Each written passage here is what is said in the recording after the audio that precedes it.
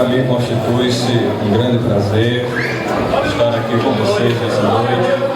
Pastor, eu sou um pouco alto, eu posso tirar o microfone? Amém.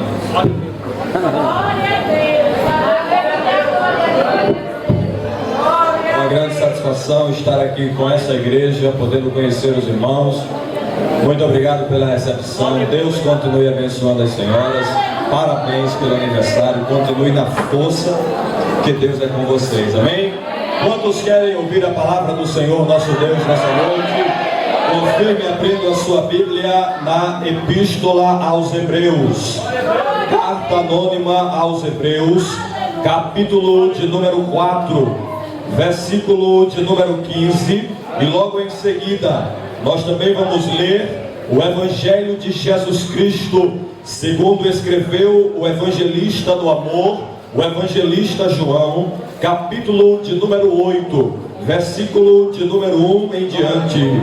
Carta aos Hebreus, capítulo de número 4, versículo de número 15, está escrito assim: porque não temos um sumo sacerdote que não possa compadecer-se das nossas fraquezas, porém um que, como nós, em tudo foi tentado, mas sem pecado. Porém um que, como nós, em tudo foi tentado, mas sem pecado. Toda a igreja, em uma voz uníssona, por favor.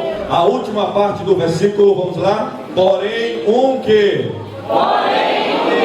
como nós, em tudo foi tentado, mas sem pecado. Evangelho de João, capítulo 8, versículo 1, está escrito assim: porém Jesus foi para o Monte das Oliveiras, e pela manhã cedo voltou para o templo, e todo o povo vinha ter com ele, e assentando-se os ensinava. E os escribas e fariseus trouxeram-lhe uma mulher apanhada em adultério, e pondo-a no meio, disseram-lhe: mestre, esta mulher foi apanhada no próprio ato adulterando, e na lei nos mandou Moisés que as tais sejam apedrejadas. Tu, pois, que dizes? Isso diziam eles, tentando-o, para que tivessem de que o acusar. Mas Jesus, inclinando-se, escrevia com o dedo na terra, e como insistissem, perguntando-lhe, endireitou-se e disse-lhe: aquele que dentre vós não tiver pecado, seja o primeiro que atire a primeira pedra contra esta mulher. Quem diz amém? Amém. Meus amados, nós lemos aqui nessa noite a carta anônima aos Hebreus. É assim conhecida pelo fato dos teólogos até hoje não conseguirem descobrir quem a escreveu. Uns dizem que foi o apóstolo Paulo, outros dizem que foi Barnabé, outros ousam afirmar que foram um dos apóstolos. Mas para esta noite, não importa quem a escreveu, o que importa é que esta carta, ela entra em sintonia, entra em harmonia com as demais epístolas, pelo fato de exaltar, de glorificar, de enaltecer a obra de Jesus Cristo na cruz do Calvário. O capítulo de número 4 e o versículo de número 15 da carta anônima aos Hebreus traz para nós uma das maiores veracidades, uma das maiores verdades da Bíblia Sagrada: a impecabilidade de Jesus Cristo. Ou seja, Jesus, ele não pecou, não foi encontrado na natureza de Cristo a nódoa do pecado, a mancha do pecado. Jesus, ele não entrou na decadência do pecado, na sua boca não se achou engano. Jesus, ele foi o homem perfeito.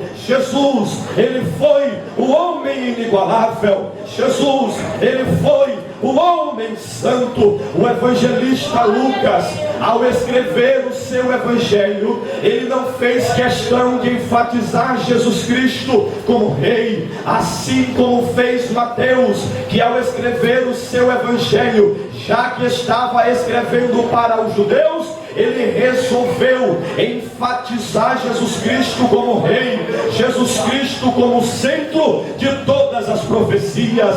Por isso que ao ler o Evangelho de Mateus, você verá em diversos capítulos a expressão para que se cumprisse a profecia, ou para que se cumprisse a palavra do profeta.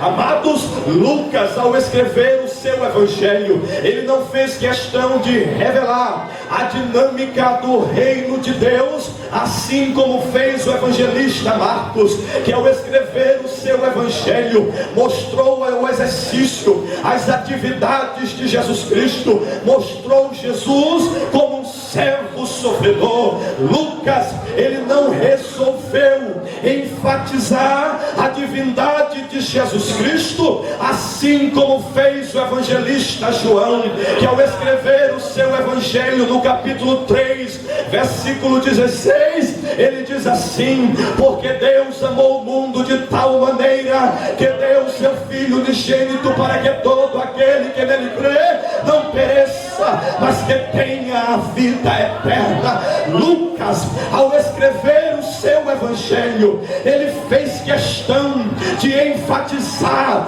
a natureza de Cristo, a humanidade de Jesus Cristo, e detalhe, uma natureza perfeita, uma natureza sem mancha, uma natureza sem pecado. Por isso que ao ler o Evangelho de Lucas, você verá a expressão o Filho do Homem, porque o Filho do Homem veio buscar e salvar o que se havia perdido. Amados, Jesus Cristo, ele foi o homem perfeito. Jesus Cristo, ele foi o homem inigualável. Jesus Cristo, ele foi o homem santo.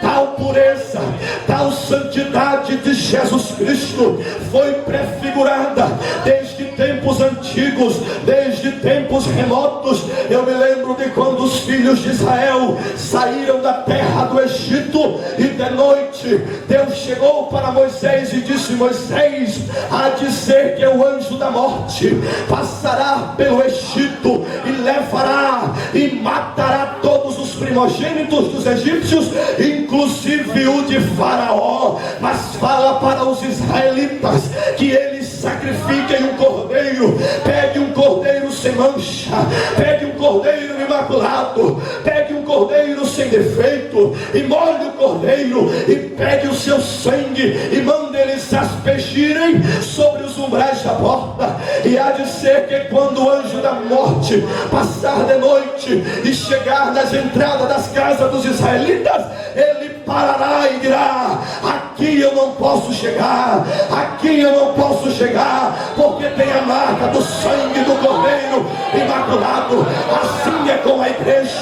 Satanás está aí fora, querendo acabar com você, querendo destruir com você, querendo acabar com teu filho, querendo acabar com teu casamento. Porém, quando ele olha para você, quando ele olha para mim, quando ele olha para as senhoras, ele vê a mancha, a marca do cordeiro imaculado, que é Jesus.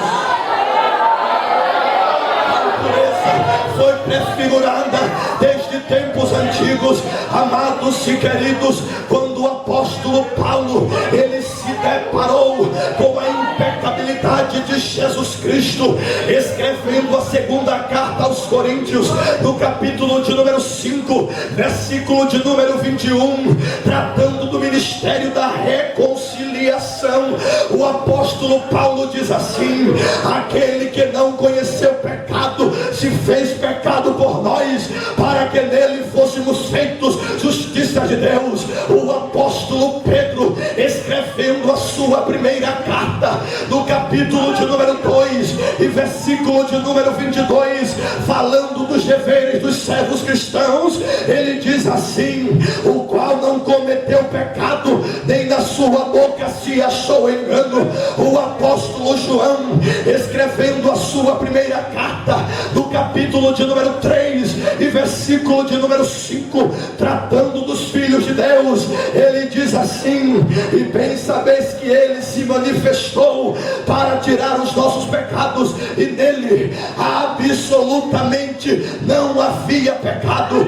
A esposa de Pilatos, depois de acompanhar o veredicto, a sentença contra Jesus, quando foi de noite, ela teve um sonho que a perturbou, e quando ela tem esse sonho perturbante, ela olha para Pilatos e diz: Pilatos, rapaz, eu acho melhor você parar com o que você está fazendo. Por que, mulher? Porque este nenhum mal fez. Os ladrões da cruz, enquanto um olhava para Jesus dizendo: rapaz, se tu és rei, desce da cruz, salva ti e salva nós também. Em contrapartida, o outro abriu a sua boca e disse: eu acho melhor você ficar calado, porque aqui nós estamos porque merecemos, mas este nenhum mal fez. João Batista, quando ele ministrava no deserto da Judeia a respeito do arrependimento e da salvação, ele dizia para os fariseus: raça de víboras, quem vos ensinou a fugir da ira vindoura? Aí de repente, lá vem Jesus no meio da fila para ser batizado. Estava ele na fila, João batizava um, João batizava outro. Aí dizia: rapaz, eu estou batizando com águas, mas o que vem após mim, ele vos batizará com o Espírito Santo e com fogo. Eu não sou digno de desatar as correias das suas alpacas, mas ele virá. Eu vim para preparar o caminho dele, eu vim para preparar. Aí para Jesus na fila para ser batizado. Aí João olha para Jesus e diz: rapaz, eu que deveria ser batizado por você, e você vem a mim para que eu te batize? Aí Jesus disse: compete cumprir todas as profecias. Ok, Jesus, eu vou te batizar, mas eis o Cordeiro de Deus que tira o pecado do mundo. Levante a sua mão nessa noite, levante a sua mão nessa noite. Eis o Cordeiro de Deus que tira o pecado do mundo. Ele não veio para pecar, ele não veio para errar, ele não veio para estar na bancarrota do pecado, na vida amargurada, na desgraça. Ele veio para ser perfeito.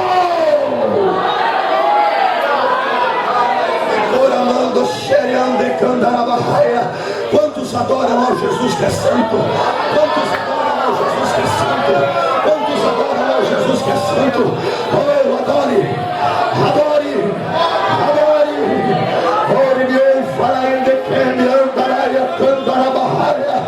Ah, meus amados, Deus nesta noite há de marcar a abertura desta festividade com o impacto da sua perfeição.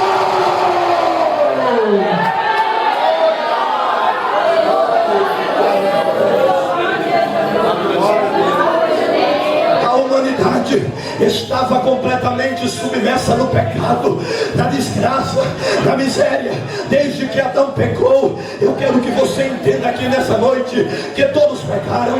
O apóstolo Paulo, escrevendo a carta aos Romanos, capítulo 3, versículo 23, ele diz assim: todos, absolutamente todos pecaram e destituídos estão da glória de Deus. Eu quero que você entenda nessa noite que se você olhar para Adão, você verá o pecado. Se você olhar para Eva, você verá o pecado. Se você olhar para Caim e Abel, você verá o pecado. Se você olhar para Sete, você também verá o pecado.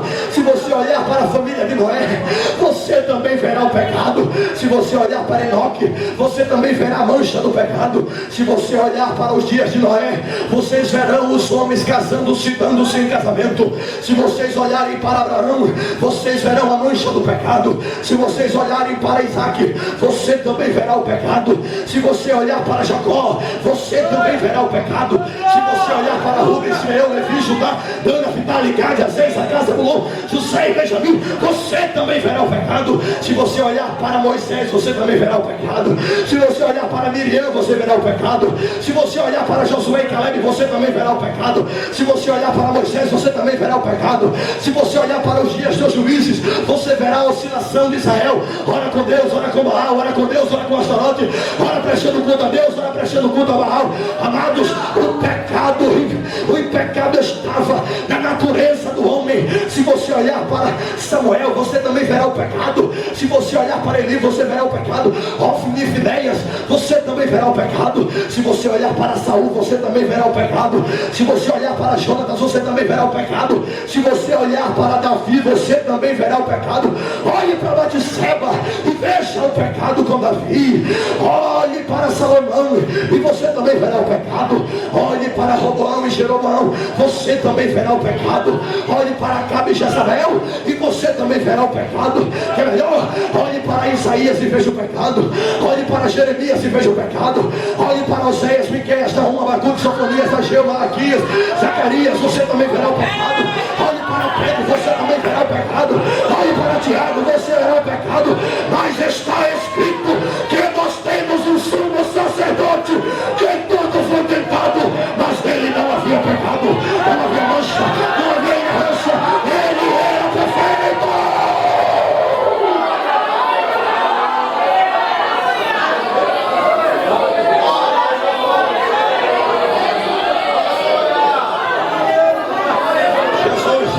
Era o homem perfeito.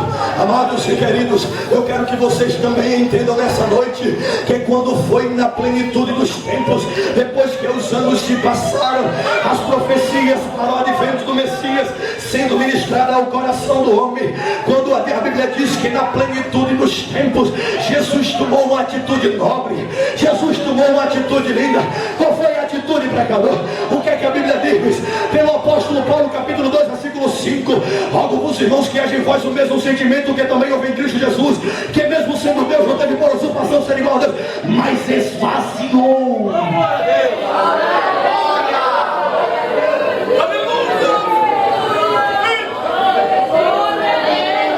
Sua forma de vida. Porque nós deixamos passar despercebido os segredos da Bíblia. Mas Jesus era Deus. O que é que o evangelista João vai dizer, capítulo 1, versículo 1? No princípio era? No princípio era? E o verbo estava? E o verbo era? Quem é Deus?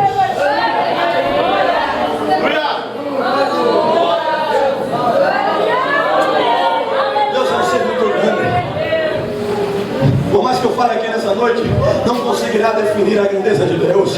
Deus, ele é tão grande que Isaías disse que ele na concha das suas mãos consegue medir as águas do planeta Terra. Deus, ele é tão grande que ele mede os montes da terra em balança de precisão. Deus, ele é tão grande que ele recolhe o pó da terra na medida de um efa. Deus, ele é tão grande que ele chama os exércitos de estrelas, cada uma pelo seu nome, e todas elas comparecem perante ele. Pois não, Jeová!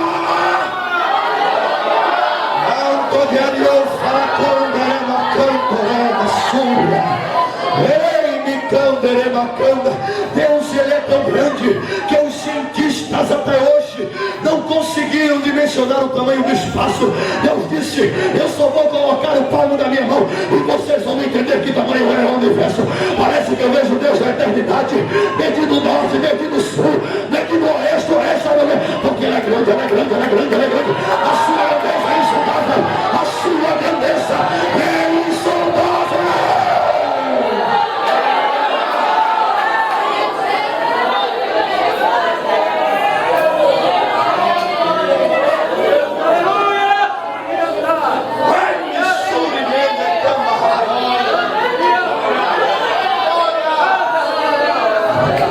Foi esse Deus, desse tamanho, tão imenso e poderoso, e os céus dos céus não comportam a sua glória.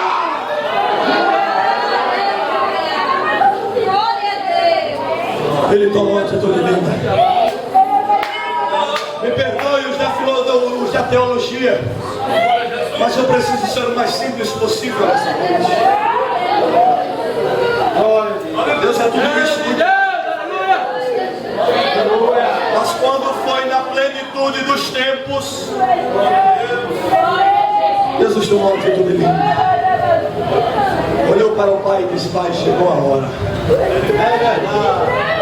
Chegou o momento.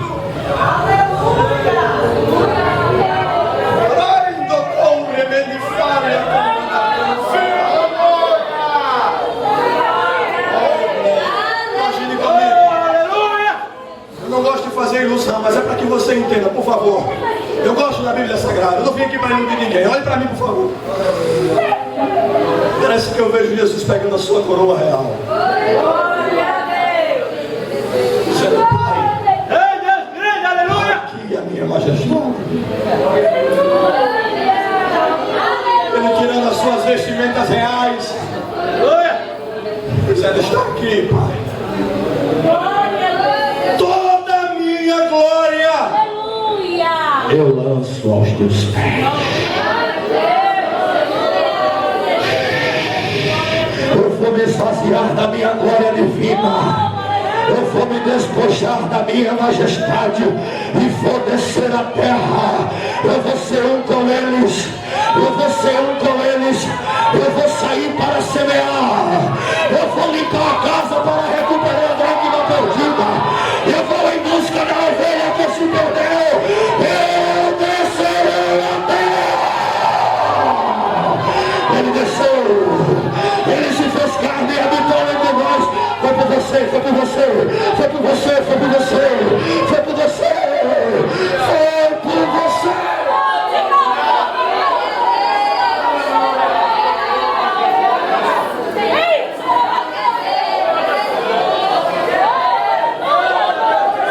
Vou dizer uma coisa para os senhores que estão aqui. Sabe por que vocês estão aqui nessa noite?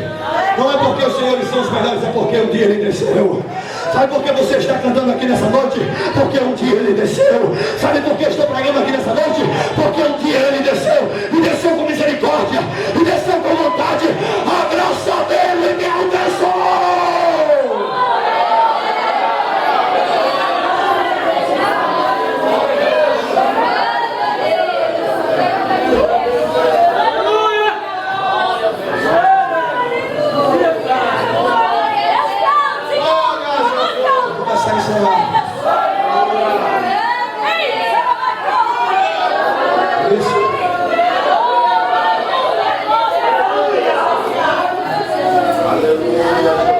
Dentro dessa perspectiva de que Jesus não desprezou, que Jesus era perfeito, que Jesus não tinha pecado na sua vida, eu quero ministrar uma rápida reflexão com os irmãos sobre o seguinte tema: Jesus, o homem perfeito, que não desprezou os pecadores.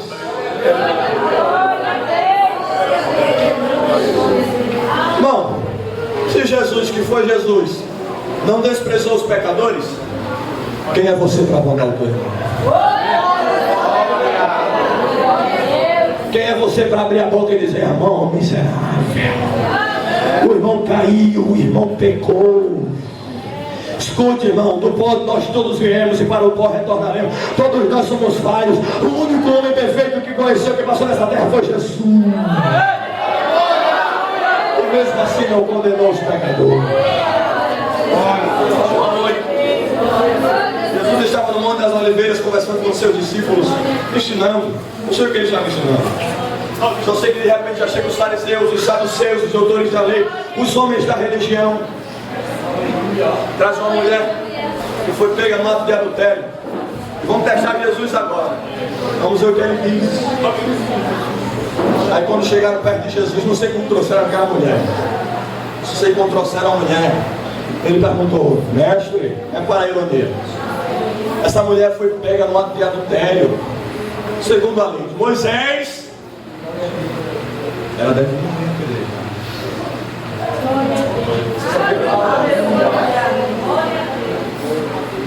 Olha para cá. Glória a Deus, aleluia. Jesus estava sentado. Aleluia, Jesus. Lá vem os fariseus e os saduceus. Glória a Deus. Sai o japa. Lá vem os fariseus. Essa mulher foi pega no ato de adultério. Tem que matar ela. Jesus levanta a cabeça, olha para cada um dos acusadores. Aleluia. Abaixa a cabeça e começa a escrever no chão. Não sei quanto tempo ele passou escrevendo, não sei o que ele escrevia, sei que ele passou escrevendo. Quando ele levantou a cabeça, ele lançou uma proposta: aquele que não tiver pecado, pega a primeira pedra que está aí no chão e arremessa sobre essa mulher. Abaixou a cabeça e voltou a escrever. Um por um dos fariseus, um por um dos saduceus começaram um por um sair, um por um sair, um por um sair. Escute, enquanto os acusadores estavam querendo levar a mulher para a morte, não sabiam eles que estava empurrando aquela mulher para perto da vida.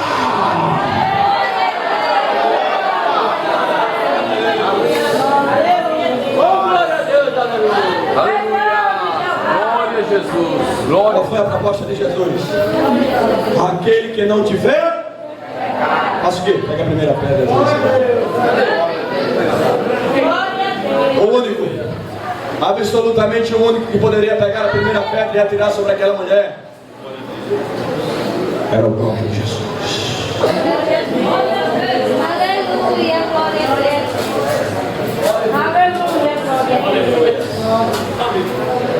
O outro que poderia pegar a primeira pedra do caminho e arremessar sobre aquela mulher era o próprio Jesus, porque ele era perfeito, inerrante, mas ele não despreza o pecador caído, o pecador que está na lama. Ele vai lá e resgata. Ele diz: mulher, aonde estás, teus amores?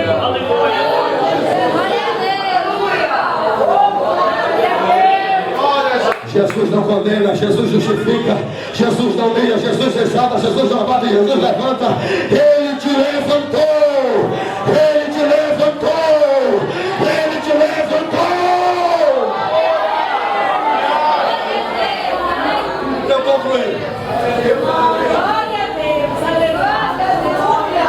Todas as parábolas que Jesus já falou no seu ministério, todas, eu gosto de todas, mas a que mais me chama a atenção é a do capítulo do número 14, do versículo 15 de Lucas. A parábola da grande ceia. Aí Jesus disse: pulou por um hidrôpico, uma doença na pele que fica cheia de água. Falou sobre a parábola dos primeiros e dos derradeiros. Aí o homem pergunta: rapaz, bom seria para nós comermos pão no reino de Deus. Aí Jesus disse: eu proponho uma parábola para você. Qual é? Pode falar. O homem preparou um grande banquete, uma grande festa, e mandou que os seus servos anunciassem a primeira festa, porque existia um costume no Oriente Antigo que quando se ia fazer uma festa se enviava 2 convites. O primeiro era para que a elite daquele povo marcasse o dia da festa e não marcasse outra coisa. Se você ler o versículo de número 17, você verá o segundo convite em andamento, porque ele manda os servos anunciar o dia da festa. No versículo 17, a Bíblia diz que a festa e o banquete já estava preparado. Aí quando for enviar o convite dizer que a festa estava tudo preparado, aí um olhou e disse: rapaz, perceba a ironia da parábola, senhores, perceba. Aí o homem disse assim: rapaz, eu comprei uma terra, um terreno, e preciso ver. Perceba. A pior coisa para o judeu era comprar uma coisa antes de ver. Perceba a ironia da palavra. Aleluia. Perceba a desculpa. Aí o outro disse: rapaz, eu comprei uma junta de bois, e você acha que eu vou para a festa? Rapaz, eu vou experimentar a minha junta de boi. Vai não? Perceba o outro: eu acabei de casar, você acha que eu vou deixar minha esposa para ir para a festa? Por que não levou a mulher para a festa, infeliz?